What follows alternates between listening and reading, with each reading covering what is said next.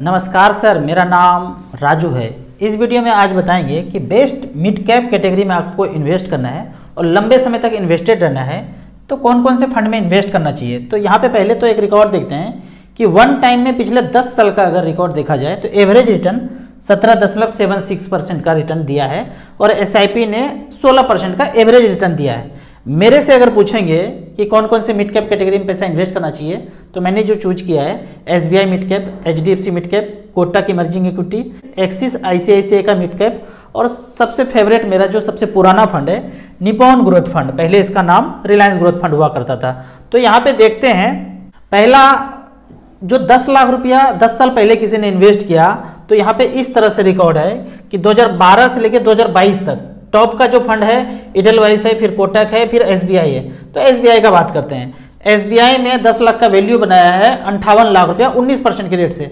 मैं हमेशा बोलता भी हूँ कि आपको बैंक रिलेटेड म्यूचुअल फंड में पैसा लगाना चाहिए सेफेस्ट चलने के लिए, लंबे समय में चलना है। तो कौन कौन सा bank? SBI, ICC, HDFC, axis, ये सब बैंक वाले हैं, कोटक हैं, बैंक वाले AMC हैं। तो वहाँ पे आप इन्वेस्ट कीजिए, ज़्यादा अच्छा रहेगा क्योंकि अपने आप में बैंक इतना बड़ा है और म्यूचुअल फंड उसी का पार्ट है।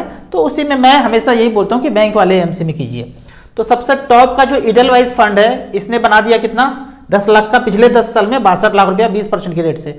लेकिन एवरेज का अगर बात किया जाए कि हम सब जगह लगा दिए 1-1 लाख रुपया, तो एवरेज जो मिला है 10 लाख का वैल्यू 51 लाख रुपया मिला है 17% के रेट से पिछले 10 साल में। वही अगर SIP का बात करें कि 10,000 रुपये पर मंथ का SIP किया पिछले 15 साल में, 10 साल में SIP का टाइम कम है। एवरेज अगर 10 साल का देखा जाए तो 5 साल ही हुआ क्योंकि हर महीने पैसा जमा कर रहे हैं। तो 10 साल में तो निगेटिव भी रिटर्न देखा गया है कि आपने जमा किया 1-2% या निगेटिव भी है। 15 साल का ड्यूरेशन है कि अभी तक का ऐसा बवंडर नहीं हुआ है धरती पे कि 15 साल में भी SIP निगेटिव हो जाए। तो 15 साल का अगर रिकॉर्ड देखते हैं 2007 से लेकर 2022 तक, पहला फंड का नाम है HDFC mid cap opportunity, 34,000 crore का AUM, बम्पर एग्जाम जो है इसके पास AUM जो है 34,000 करोड़। हम देशवासियों ने 34,000 करोड़ यहाँ पे पैसा लगाया है। पुराना फंड है 2007 से लेकर 2022 तक, 10,000 रुपये पर मंथ। पिछले 15 साल में कितना जमा हुआ? साल का 1,20,000 हुआ। तो 15 साल किया 12, 15, 18 लाख जमा किया। 18 लाख का 83 लाख रुपया बना है 18% की रेट से। अगर SBI फंड का बात करते हैं, यहाँ पे SBI मैग्नम मिड कैप, इसमें 10,000 रुपये पर मंथ जमा किया। AUM कितना है इसमें? 8100 करोड़। 2007 से लेकर 2022 तक जमा किया 18 लाख, वैल्यू है 75 लाख 17% की रेट से। अगर एवरेज का बात किया जाए, कैटेगरी एवरेज, तो 69 लाख रुपीज यहाँ पे बना है 18 लाख का वैल्यू, 16.45% का रिटर्न यहाँ पे जनरेट करके SIP ने दिया है। अब मैं ये बोलता हूँ कि 2-2 हज़ार रुपया सब में इन्वेस्ट कर दीजिए। जैसे ही मैं बोलता हूँ कि 2-5 मिड कैप में कर देंगे तो बवंडर सा क्वेश्चन आता है, खड़ा हो जाता है कि ओवरलैप हो जाएगा। ये ओवरलैप बात मुझे समझ में नहीं आता है। मैं यहाँ पे 2 फंड का नाम लेता हूँ, SBI और HDFC। यहाँ पे रिकॉर्ड देखते हैं कि SBI में पैसा इन्वेस्ट किया तो उसके फंड मैनेजर ने ये सब कंपनी में पैसा लगाया, Tube Investment, Page Industry, CRISIL Limited, Sheela Foam, इस तरह से करके फंड में पैसा लगाया। अब HDFC का बात करते हैं। HDFC मिड कैप में देखते हैं the Indian hotel, max health care, Bharat electronics, इस तरह से करके HDFC ने पैसा लगाया। अब यहाँ पे मैं अगर देखना चाहूँ कि कॉमन क्या है तो द इंडियन होटल कंपनी यहाँ देखेंगे और SBI में देखेंगे 8वें नंबर पे आता है द इंडियन होटल कंपनी। यहाँ पे 3% लगाया है जबकि HDFC ने कितना लगाया है? 5% लगाया है। दूसरे उदाहरण से समझते हैं कि एक बड़ा सा खेत है। अब इसमें 4 फंड मैनेजर है बैठा हुआ, 4 किसान हैं। सब लोगों को आलू, प्याज, टमाटर, गोभी, धनिया पत्ता बो देना है। तो एक आदमी अगर बो दे धनिया पत्ता और आलू, टमाटर, गोभी, तो जितना होगा, मान लो जितना भी हो जाएगा, और 4 आदमी अलग अलग होता और वो भी उतना ही बोता, उतने ही खेत में, तो क्या दोनों का आउटपुट बराबर ही होता? दोनों का मेहनत बराबर ही होता? एक बंदे ने बो दिया सब जगह, रात में ऐसा बारिश हुआ वो सोता रह गया, तिरपाल बिछाया ही नहीं तो गया चौपट। और 4 आदमी तो कोई तो जगेगा, इसको बोलते हैं डाइवर्सिफिकेशन, लगा दिया सब जगह। अब मान लो एक फंड मैनेजर को लगता है इस बार ना धनिया का क्रेज बहुत ज़्यादा होगा क्योंकि धनिया जो है कम होने वाला है, उसने थोड़ा सा ज़्यादा धनिया बो के रख दिया। धनिया बिक रहा है 50 रुपये मुट्ठा और दूसरे को लगता है कि भाई धनिया तो हमेशा होता है, इसको कौन खरीदने वाला है, छट धनिया तो लगाएंगे नहीं, या थोड़ा सा लगाया तो गया वो काम से, धनिया ही बो दिया सब जगह, वो धनिया धनिया धनिया 50-50 रुपये मुट्ठा बिक रहा है। तो आप ये देखेंगे कि बोलता है ना कि ओवरलैप हो जाएगा, ओवरलैप हो जाएगा, अरे होने दो ना ओवरलैप, उससे क्या फर्क पड़ता है। फिर बोलेंगे कि एक्सपेंस रेशियो ज़्यादा बढ़ जाएगा, कैसे बढ़ जाएगा, ये तो लॉजिक मुझे समझ में नहीं आता है कि एक्सपेंस बढ़ जाएगा। मान लो आपने 1 लाख रुपए लगाया, तो एसबीआई का बात करते हैं, एसबीआई में एक्सपेंस रेशियो है 1.87, मैं 2% मान लेता हूँ समझाने के दृष्टिकोण से। तो 1 लाख का 2% 2000 सालाना होगा एक्सपेंस। आपने 1 लाख रुपए एक ही फंड में लगा दिया तो साल का 2000 रुपया एक्सपेंस कटेगा, खर्चा है भाई, फंड मैनेजर है, हमको मिलना है, कॉल सेंटर चलना है, ताम झाम कंप्यूटर है, सब कुछ मिला के खर्चा 2000 रुपया है, तो आपको काट के ही देता है। अगर 16% रिटर्न मिला है यहाँ पे, तो इसका मतलब है कि एक्चुअल में तो 18 था, 2% काट लिया तो आपको 16 मिल गया।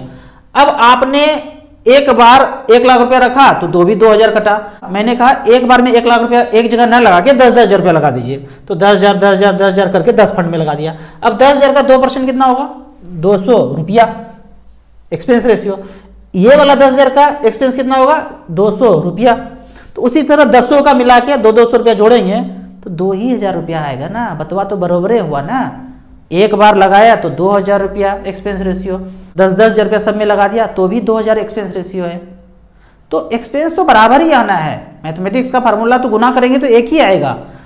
जहां तक वाला ओवरलैपिंग का बात है तो ओवरलैपिंग डाइवर्सिफिकेशन के लिए जरूरी है, उससे कोई नुकसान नहीं होने वाला है। कुछ नुकसान होना है तो हमें बताइए, कमेंट सेक्शन में समझाइए, जो कि मैं समझ नहीं पा रहा हूं। अब उन लोगों को ही एक्सपेंस ज़्यादा लगेगा या लगता है जो 9th और 10th में पीछे वाला बेंच पे बैठते थे, वो समझ में ही नहीं आएगा उनको, मैं बता दूं तो भी समझ में नहीं आएगा।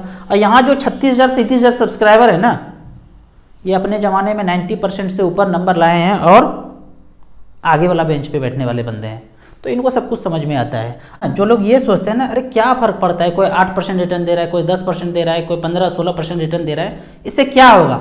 होता क्या है ना, हम सोच ही नहीं पाते हैं, हम सोचते हैं 1 साल 2 साल का बात, लेकिन आगे अगर सोचेंगे ना लंबा समय के लिए, फिर आपको समझ में आएगा, दिमाग का खोपड़ी का ब्लूटूथ ऑन हो जाएगा। अच्छा ऐसा हो सकता है क्या, SIP के सेक्शन में गए, 10,000 रुपये पर मंथ 15 साल तक 16% का एवरेज रिटर्न मिला है, तो वही कैलकुलेट करूँ तो टोटल जमा होता है 18 लाख, वैल्यू होता है 74 लाख रुपया। नहीं 16 मिले, अगर 12 भी मिलता है तो कितना होता है, यहाँ पे देखते हैं 18 लाख का वैल्यू 50,45,000 रुपया होता है 12% के रेट से। यही पैसा बैंक, पोस्ट ऑफिस, सेफर जगह लगाते हैं और 7% के रिटर्न से मिलता रहे तो 50 लाख की जगह 31 लाख रुपए बनता है, 31-32 लाख रुपए मिलेगा। यहाँ टैक्स भी आपको 30% या 20% देना है और वहाँ म्यूचुअल फंड में हमेशा 10% देना है।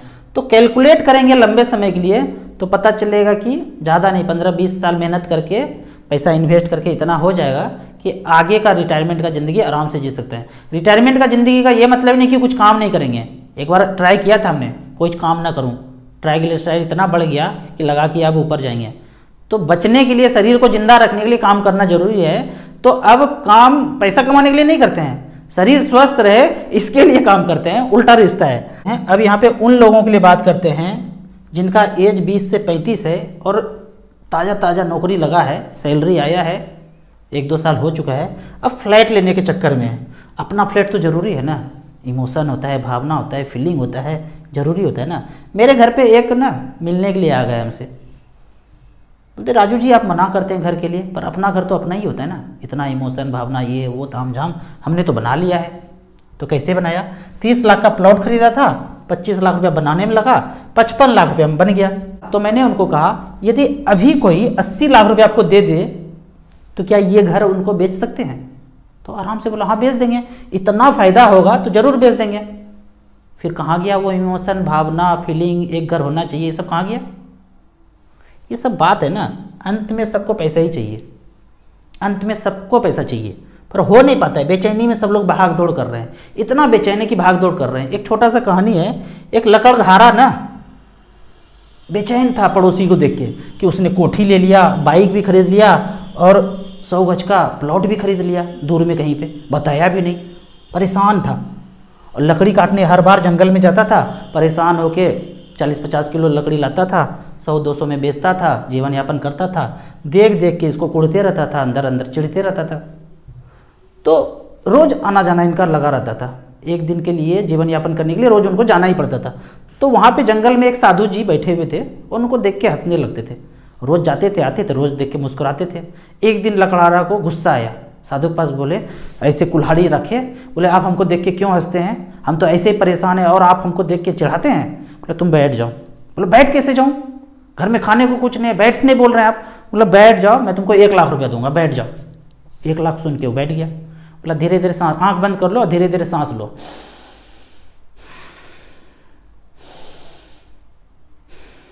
लिया 2-4 बार। बोला कितना देर लेना पड़ेगा। बोले 1 घंटा बैठो, दूंगा 1 लाख रुपया।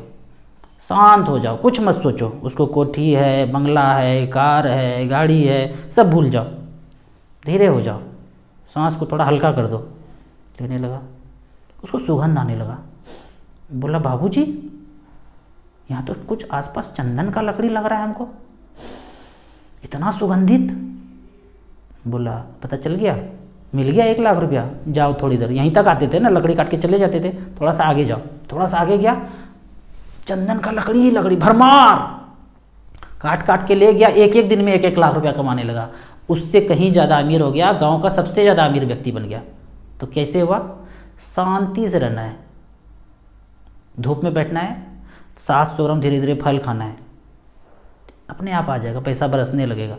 ये खोपड़ी को ना शांत रखना है, जितना शांत रखेंगे अपने आप आएगा। अभी क्या है, हम पैसे के पीछे भाग रहे हैं, नहीं भागना है, शांत रहना है। इस कहानी को हमेशा ज़िंदगी में याद रखना है। आप देखेंगे यहाँ पे रिकॉर्ड कि ये घर घूर सब बाद में करेंगे, जब फाइनेंशियल फ्रीडम पा लेंगे। तो यहाँ देखते हैं कि 50 लाख रुपया का जो जवान लोग हैं ना, अभी सैलरी हुआ है और बयाना देने के लिए तैयार है 4-5 लाख रुपया। 50 लाख का फ्लैट, कोटक का बात करते हैं या SBI मैग्नम का बात करते हैं, पिछले 10 साल में 2,98,00,000 रुपया और 2,91,00,000 रुपया बनाया है इस 2 फंड ने। एवरेज का बात कर लेते हैं, हमको नहीं पता है अच्छा कौन खराब कौन, तो एवरेज का 50 लाख का वैल्यू 2,98,00,000 रुपया बनाया है 17% के रेट से। आप जो फ्लैट खरीदने जा रहे हैं वो भावना नहीं घुसा रहे हैं वहाँ पे, ऐसा आपके खोपड़ी में ऐसा चल रहा है कि ये फ्लैट ना करोड़ों का हो जाएगा, फिर तो मज़ा ही आ जाएगा। बिल्कुल मज़ा नहीं आएगा। वो किसी समय में प्लॉट फ्लैट ने इतना अच्छा रिटर्न दे दिया, हमेशा नहीं देगा। ये फंड हमेशा देता आया है, अभी भी दिया है, पीछे भी दिया है और आगे भी देता रहेगा। लंबे समय तक रिमेन इन्वेस्टेड यहाँ पे रहना पड़ेगा। तो इस तरह का पैसा अगर हो सकता है तो खोपड़ी में बेचैनी पालने का कोई मतलब नहीं है। आपको इसी तरह म्यूचुअल फंड के बारे में और कुछ जानना है, इन्वेस्टमेंट के बारे में जानना है, तो इस नंबर पे मुझे व्हाट्सअप कर सकते हैं। वीडियो अच्छा लगता है तो लाइक ज़रूर कीजिए। व्हाट्सएप यूनिवर्सिटी में दोस्तों के बीच इसे ज़रूर शेयर करें। यूट्यूब पे देख रहे हैं तो like and subscribe and share ज़रूर करें। Thank you so much.